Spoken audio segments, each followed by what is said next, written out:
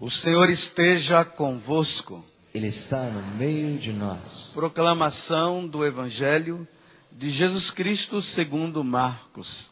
Glória a vós, Senhor. Naquele tempo, Jesus foi para o território da Judéia, do outro lado do Rio Jordão. As multidões se reuniram de novo em torno de Jesus.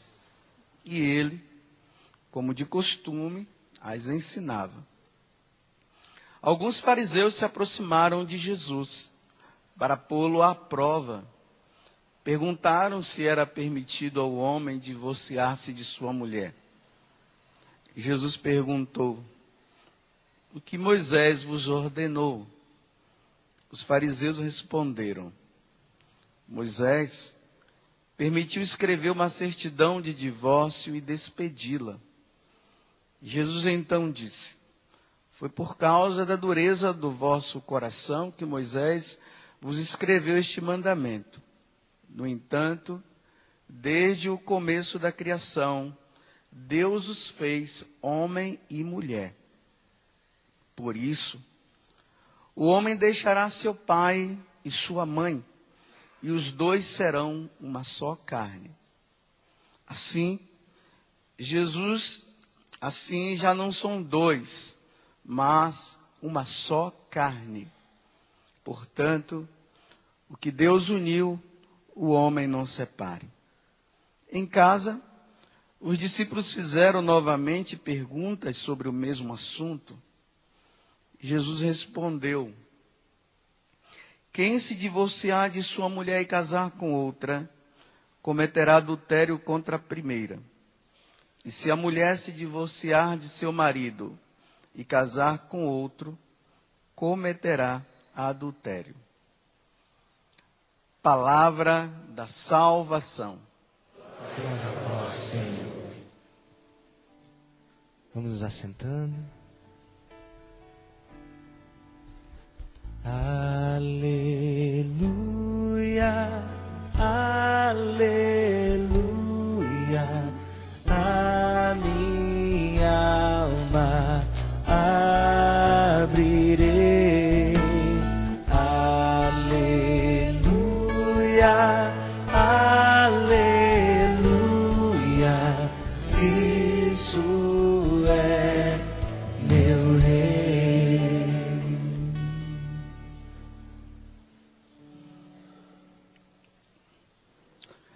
No Evangelho de São Mateus, quando fala dessa passagem, porque nós estamos no capítulo 10 do Evangelho de São Marcos, mas no Evangelho de São Mateus, no capítulo 19, que tem a mesma passagem, lá tem um detalhe a mais.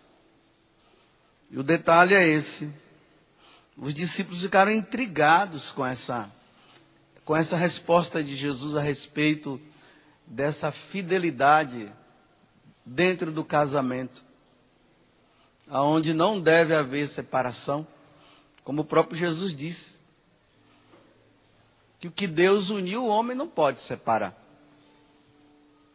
E para aqueles que são casados, vocês fizeram uma promessa diante do altar, dizendo que só a morte é que separa.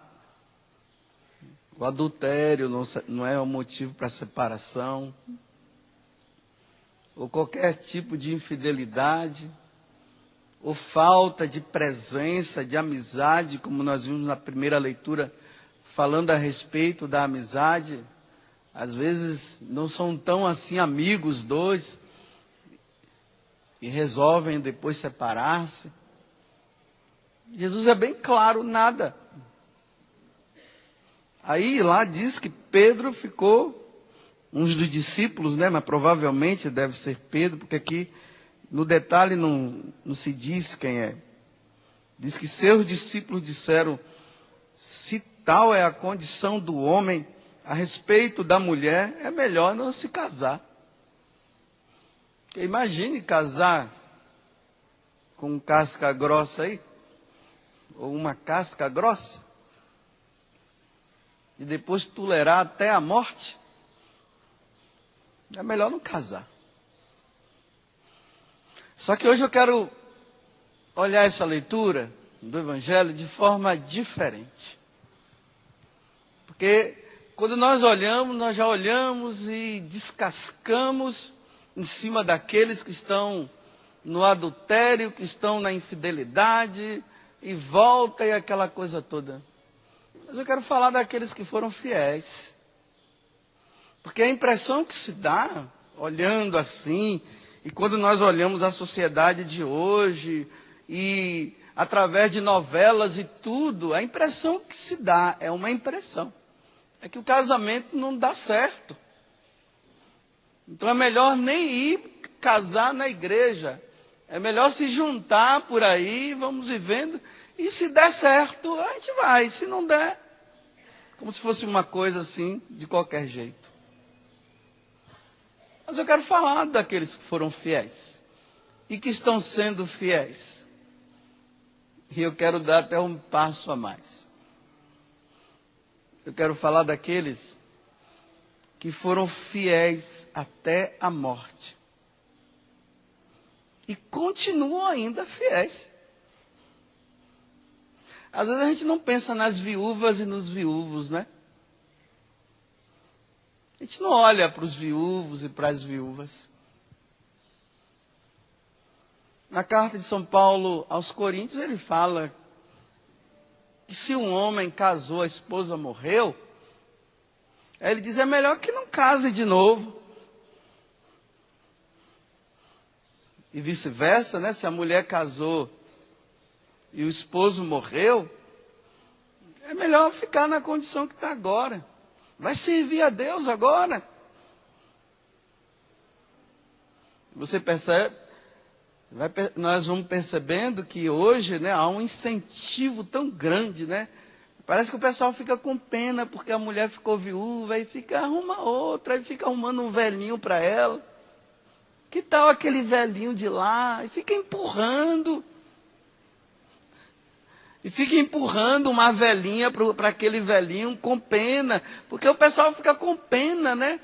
Acha que a solução do mundo é o casamento, é ter alguém do lado. Aí às vezes foi tão bem no primeiro casamento, no segundo um desastre. E depois os que empurraram se escondem e dizem assim, briga entre marido e mulher, não mete colher não, se vire lá. Como se casamento se faz assim, né, na esquina da vida. Eu acho uma falta, quando eu vejo, se não é um cristão, tudo bem, mas quando se é um cristão, fica empurrando o homem para a mulher, empurrando mulher para homem. Você já pensou naquele, dá uma olhadinha, despertando coisa que não, eu acho uma falta de ética e uma falta de nobreza, viu? Eu acho uma falta de nobreza. Porque tem coisas que são nobres nesse mundo. Eu acho uma falta de nobreza quando fica essas mulheres empurrando o homem para a vida da outra. Falta de nobreza. Eu até digo assim, eu acho que é falta de Deus, viu? Não é de nobreza não, é falta de Deus. Aquela pena daquela mocinha, né, que já chegou aos 30 anos, da menina, vai, arruma, e a menina está ali tranquila, fica, menina, você tem algum problema, você não se preocupou ainda, precisa buscar um psicólogo então. Aí eu digo, acho que quem está precisando de psicólogo é quem está empurrando, porque quem fica empurrando tem medo da solidão, aí joga no outro, né? Menina, você precisa ir para o psicólogo, 30 anos, não arrumou ninguém. Aí eu fico pensando, então, vai colocando um peso nas costas daquele que não pode, que ainda não arrumou, e é uma menina de Deus, e um rapaz de Deus, que às vezes eu fico dizendo assim, coloca uma culpa na menina por não ter arrumado. E jogando peso, olha, não pega aquele dali não, porque depois não vai ter outro. Mas que falta de nobreza. E que falta de de amor a Cristo e à igreja. É falta. Isso nem os pagãos fazem, imagina no meio dos cristãos, né? Arruma, vai lá. Aí às vezes eu digo assim para a pessoa, olha, você é uma mulher de Deus, não apareceu ninguém, o pessoal está pressionando, a única forma de você arrumar é ir lá na praça rodar uma bolsinha que aparece logo um. É o único jeito. Porque é uma mulher de Deus. Eu estou falando pelo lado da mulher, que até pelo homem, né, já não é fácil. Mas fica colocando aquele peso na pessoa porque não arrumou. Você não arrumou, a pessoa está ali dizendo, calma, vamos esperar em Deus. Não, faz alguma coisa. Então, vai lá na praça. Roda a bolsinha que aparece um logo. Me desculpe, para sustentar uma pressão que as pessoas ficam colocando nas costas do outro. Casamento é uma coisa nobre, gente. É coisa chique. É nobreza. É tão nobre que foi Deus que criou. Então, por favor, não fica atormentando a cabeça de quem não arrumou ainda, não. Espera a coisa acontecer. E as coisas, elas acontecem, precisam acontecer em Deus.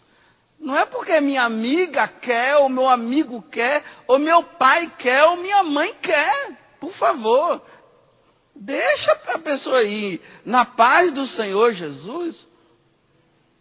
Mas eu digo, né? Repito, eu acho uma falta de caridade, uma falta de nobreza entre os cristãos fazer isso. Entre os pagãos, tudo bem, eles fazem mesmo. Mas entre nós, ficar empurrando o homem para uma menina, para uma moça. Empurrar um homem. Agora empurra um homem para uma viúva. Mas vamos voltar para a viúva. E vamos olhar os viúvos.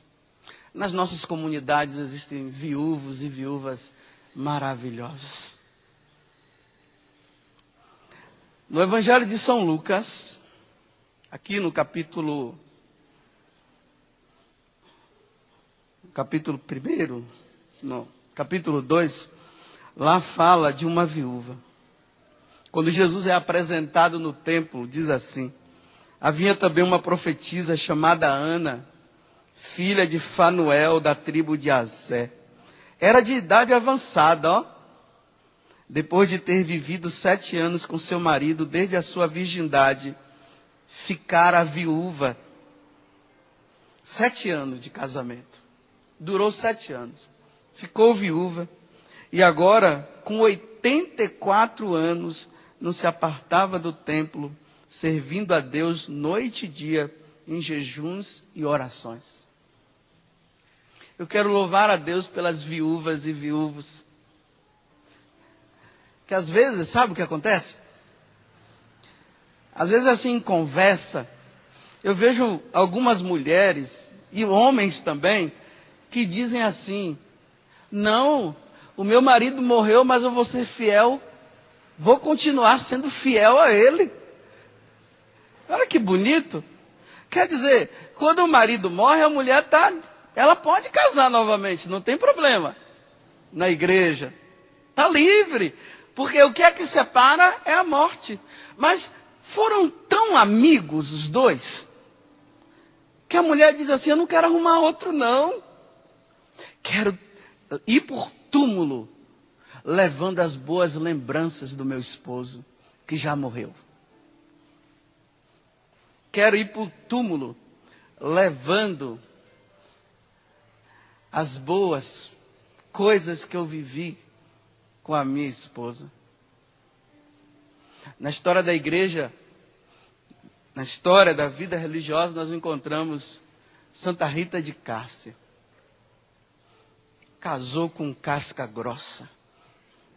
Aquele homem, turrão, durão, que chega em casa mandando. Mas a mulher é uma mulher de Deus, cristã.